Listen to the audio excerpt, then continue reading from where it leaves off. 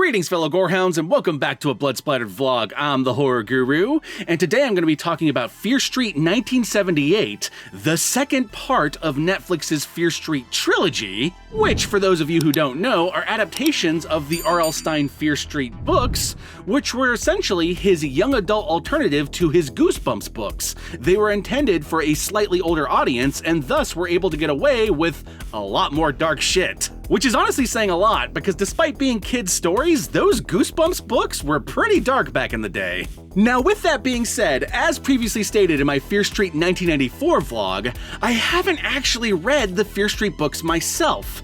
I was way more of a Goosebumps fan back in the day, and I quickly graduated to writers like Stephen King and Clive Barker, so I completely bypassed these books altogether. And so naturally, as a result of that, I cannot speak to this movie's accuracy as a book adaptation, but I can talk about it as a movie on its own, as well as how it fits in the overall Fear Street cinematic trilogy, as well as how I felt about it and the other movies, so that's what I'm gonna do. Anyway, to finally talk about the movie proper, Fear Street 1978 continues with what was started in Fear Street 1994, except this movie flashes us back to the 1970s, and as a result of that, it's filled with a whole lot of 1970s nostalgia, as well as nostalgia for old school slasher movies. In particular, summer camp slasher movies like Friday the 13th, The Burning, and Sleepaway Camp.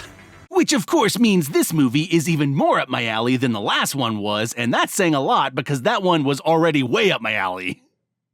And much like the previous movie, this movie also has a killer fucking soundtrack, except instead of 90s songs, this one is filled with classic rock tunes of the 1970s. And let me tell you, I love classic rock tunes of the 1970s. Like, we're talking songs like Cherry Bomb by the Runaways, Don't Fear the Reaper by Blue Oyster Cult, and Carry On My Wayward Son by Kansas, so be prepared to rock your socks off. Which I always thought was a weird phrase. What do socks have to do with rocking? And on top of it having this awesome classic rock soundtrack, I would also argue that this movie incorporates its songs a little better than 1994 did. Don't get me wrong, I love the soundtrack of 1994, but like I said in that vlog, there's a point in that movie where they switch songs like 4 times in the span of like 2 minutes, and it just felt like it was trying just a little too hard. This movie, the soundtrack felt completely natural, and I just felt it like gelled with the overall flow of the movie better than the previous movie did. In fact, overall, this movie feels like it addresses my criticisms of the previous movie. Its pacing is overall smoother, its soundtrack is way better incorporated, and it has a much larger body count, and the blood flows like crazy in this one. And this movie also expands the mythology in really awesome and gnarly ways, and as far as what I mean about gnarly, I'll talk about that when we get to the spoilers, so stay tuned.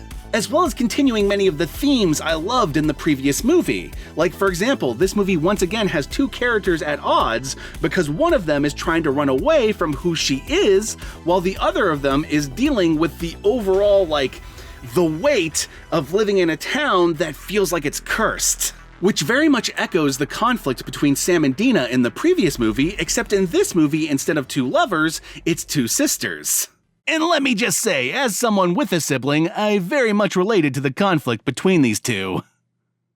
And another thing I really like about this movie is how well it adapts to the fact that it is a sequel, even though it's also a prequel. Whereas the first movie was shocking and horrifying because we had no idea where it was going, and we were basically figuring out the rules as the characters were, this movie operates under us not only knowing the rules, but also basically how this story is supposed to play out, so the entire movie exists under this cloud of suspense and dread because you know this is not going to end well for anybody. For example, once you pinpoint which character is going to end up being the Jason Voorhees-style axe-wielding maniac, the character that we saw in the previous movie and we knew was from the 70s, once you pinpoint who that character is, it's now this heartbreaking journey of watching that character slowly lose themselves to the witch's curse. And I gotta admit, I felt the most bad for him out of all the characters in this movie, which was something I was not expecting. And it's made even more heartbreaking because he's actually a really good guy. But anyway, if I keep talking about that, I'm going to be reaching a little too close to the spoiler territory, so I'm going to move on to my criticisms of the movie. And honestly, I don't really have much to say in the way of criticism. In fact, the only thing I can really say is that in comparison to the first movie, despite this being a way more balanced movie overall and completely addressing all of my criticisms of the previous movie, it still doesn't necessarily feel like it has the same level of highs 1994 did. Like, for example, despite this movie having a way bigger body count, no kill in this movie reaches the same level of high that one kill towards the end of the last movie did. And you know exactly which kill I'm talking about if you watch that movie.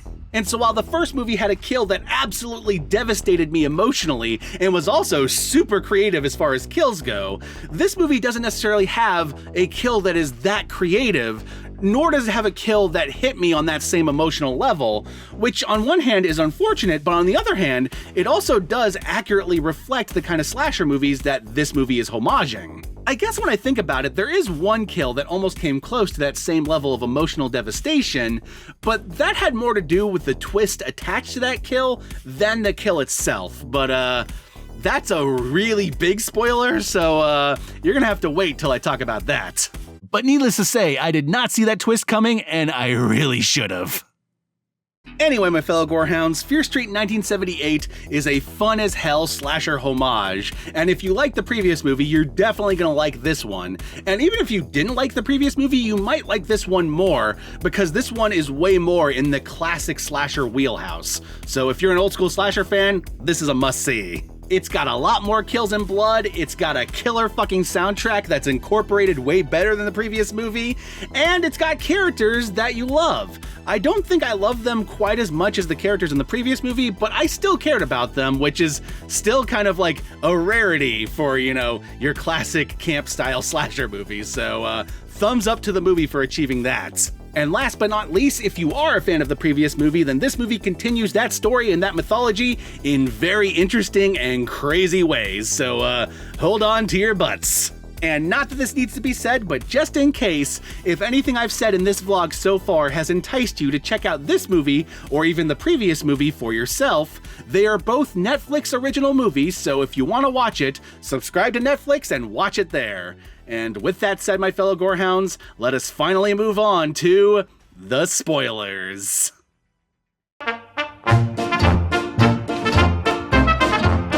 Alright, so at the end of 1994, Sam and Dina successfully survived the witch's attempt to kill Sam, but unfortunately, the witch ends up changing the game and possessing Sam, which leads to Dina at the beginning of this movie reaching out to one of the previous survivors of a witch attack and asking that survivor to tell her story about how she survived in hopes that somewhere within that story, Dina will figure out a way to save her girlfriend Sam from this witch's possession.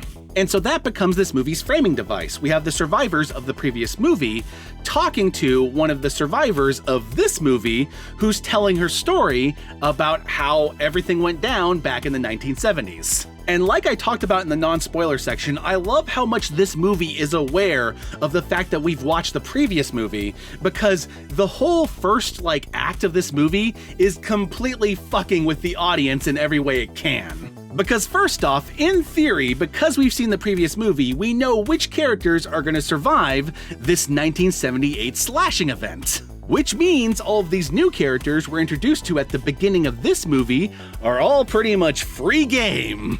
And at the beginning, as a homage to the slasher movies of old, this movie pretty much treats them like the fodder they clearly are. But like I said, this movie likes to fuck with you, so as the movie goes on, the characters start to grow past their initial slasher stereotypes, and you start to actually care about these characters.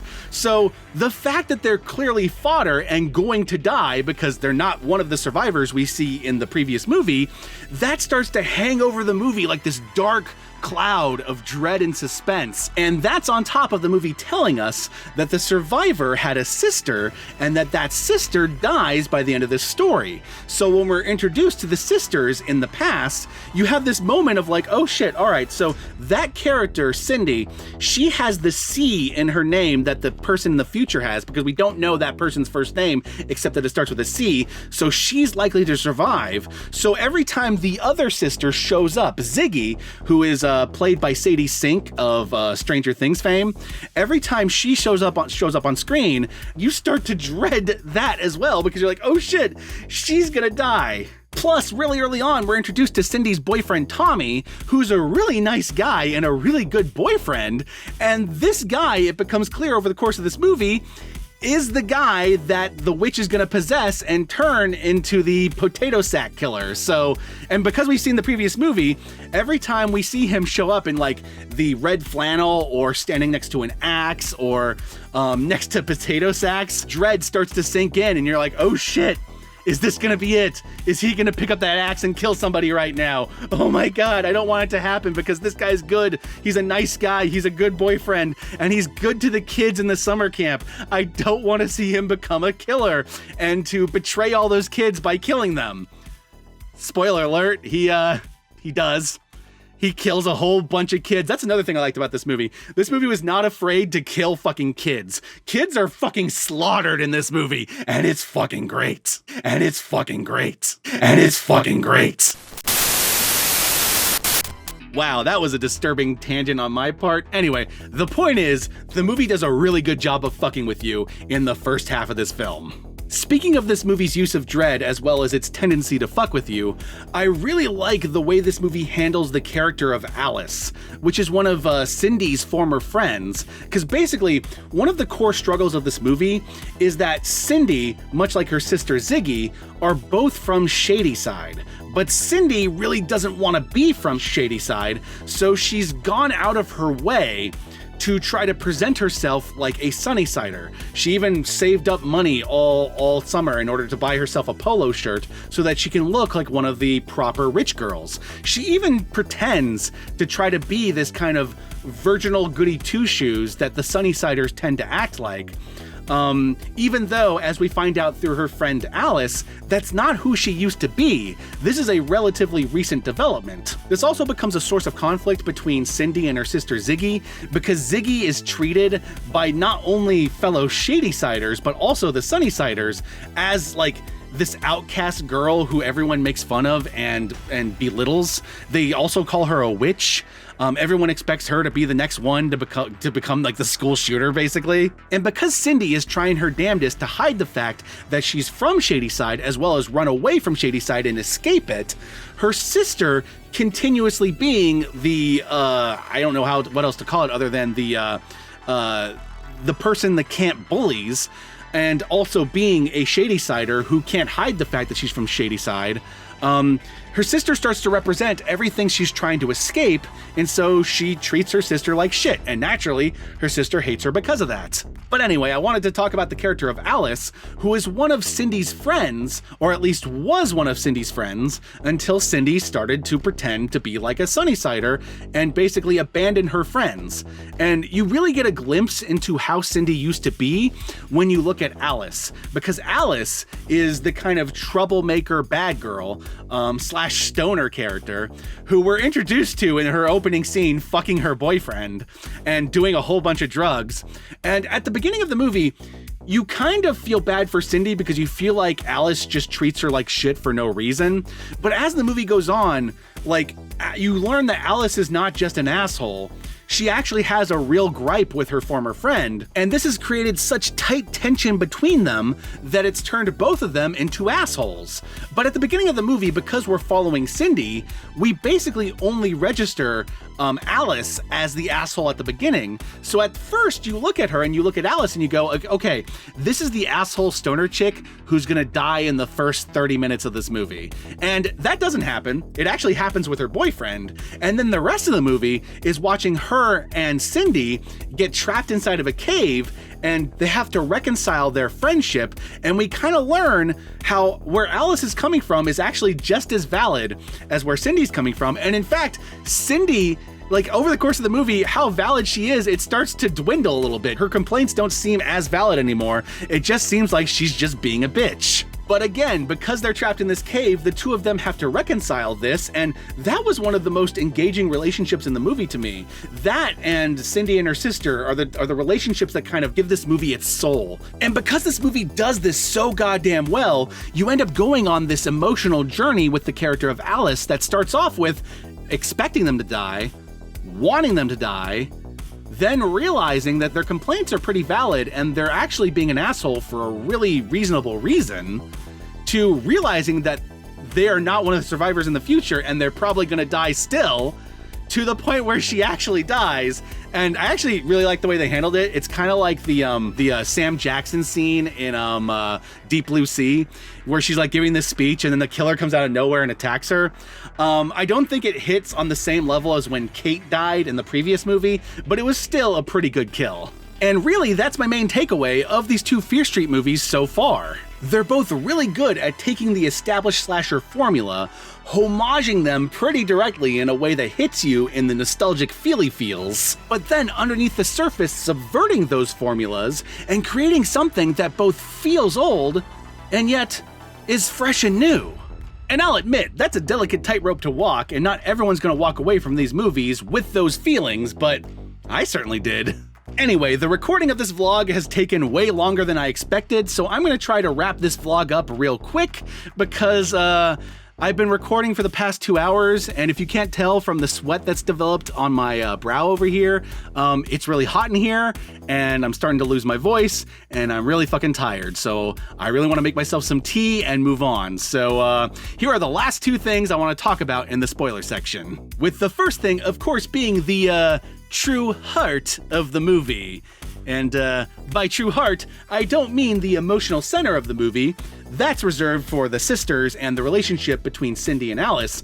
No. I am talking about the literal heart in the cave that Alice and Cindy find over the course of this movie. Like, holy shit, there's just a straight up, like, Clive Barker, David Cronenberg, gigantic heart in this cave they find in this movie, and this heart is, like, literally pumping blood into the fucking soil, and on top of that, that heart is where all the slasher killers spawn from after they've died. And you get to actually see that happen in this movie. And yes, the heart is a combination of practical and CGI effects. And yes, you can tell sometimes when it's CGI, but the effects still looks fucking great. And I just fucking loved it. I don't really have anything like deep or poetic to say about this heart, except for the fact that it's fucking awesome, and the gorehound in me loved it.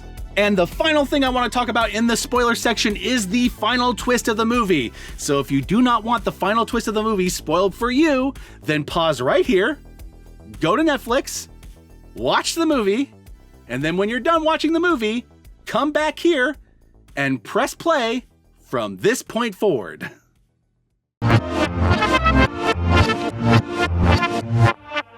Alright, so this movie really fucking tricked me because for most of the runtime of this film, I assumed, like most people I'm guessing, that Cindy, the character of Cindy, the one that wanted to escape Shadyside, that she is the sister who survives in 1994 and is telling the story.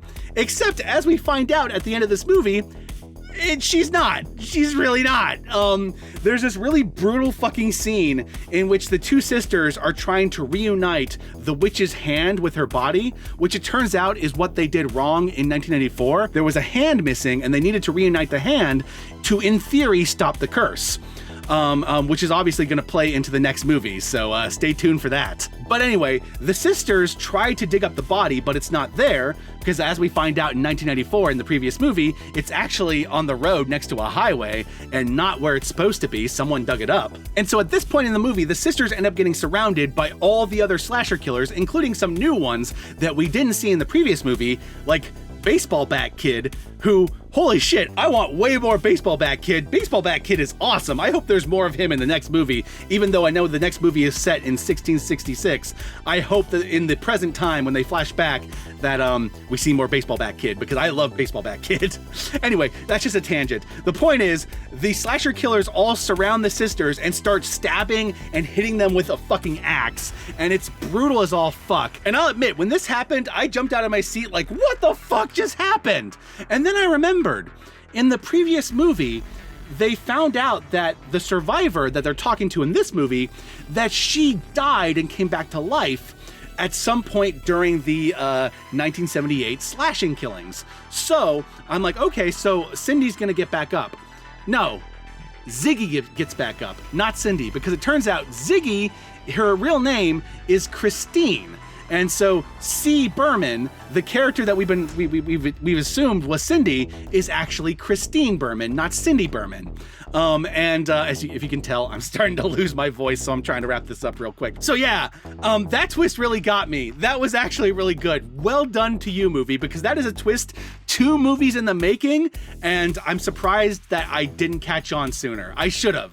I've seen so many horror movies, I should have figured that out sooner, but I didn't. So, hats off to you, movie, if I was wearing a hat. Anyway, my fellow gorehounds, that is all I have left to say about 1978. If you're a big fan of slasher movies from the 1980s and the late 70s, then you should definitely see this movie because you will enjoy yourself. If you liked the previous Fear Street movie, then see it as well because this expands the mythology and continues some of the characters in the wraparound from the previous movie. So definitely watch it then too. And if you just don't think you're going to be interested in these Fear Street movies, then don't bother, but you're missing out. And as per usual, be sure to like, comment, and subscribe, and don't forget to ring that notification bell so that you're notified of my videos immediately upon their upload. And if you would like to help out my channel more directly, then be sure to check out my Patreon page. And remember, if you decide to go the Patreon route, even $1 a month can go a long way. And if you made it this far into the vlog, then I want you to put in your comment below, #CryLittleSister, and if I see #CryLittleSister, then I'll know that you watched this vlog all the way through. And with that said, my fellow gorehounds, I'm gonna go make some tea and chill out and eagerly await the next Fear Street movie. Peace out.